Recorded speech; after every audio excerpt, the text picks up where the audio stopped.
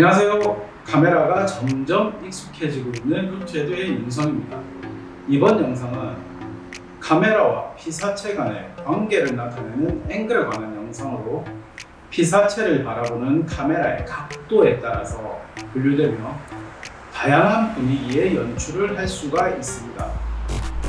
아이레벨은 피사체의 눈높이와 카메라의 위치가 같은 앵글로 편안하고 안정된 분위기를 연출합니다.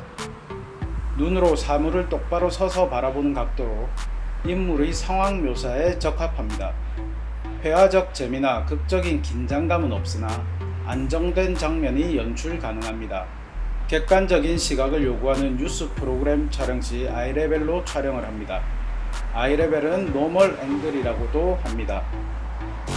하이 앵글은 피사체의 눈높이보다 높은 위치에서 내려다보는 각도로 촬영하는 것으로 공간의 묘사를 즉각적으로 파악할 수 있게 하여 전체적인 상황을 보여주는 의도로 사용을 하기도 하며 피사체의 촬영 시 피사체의 중요성을 감소시켜 내용상 작고 외롭고 나약한 모습을 표현합니다.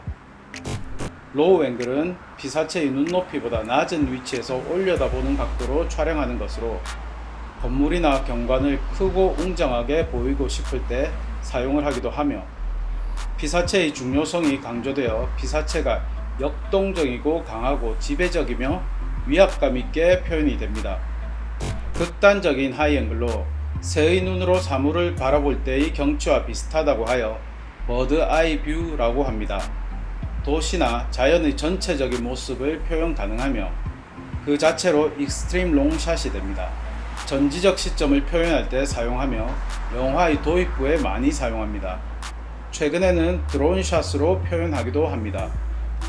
버드아이 뷰가 멀리서 아래를 바라본다면 오버헤드샷은 피사체의 머리 위에서 거의 수직적으로 촬영하는 것을 말합니다.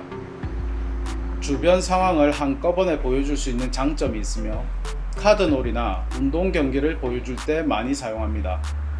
탑샷이라고도 합니다. 더치 앵글은 카메라의 수평 각도를 왼쪽 또는 오른쪽으로 기울여 피사체를 촬영하는 걸로 영상이 대각선으로 기울어져 있는 것이 특징입니다. 역동적이고 흥미로운 장면을 연출할 수 있지만 수평이 깨어져 불안, 놀라움, 공포감, 불편한 느낌을 주어 비정상적인 심리 묘사나 왜곡된 상황을 표현합니다. 오블리크 앵글 또는 캔티드 앵글이라고도 합니다. 오늘 영상은 여기까지입니다. 영상이 도움이 되었다면 구독과 좋아요, 알람 설정 잊지 마시고요. 다음엔 더 좋은 정보의 영상으로 찾아뵙겠습니다.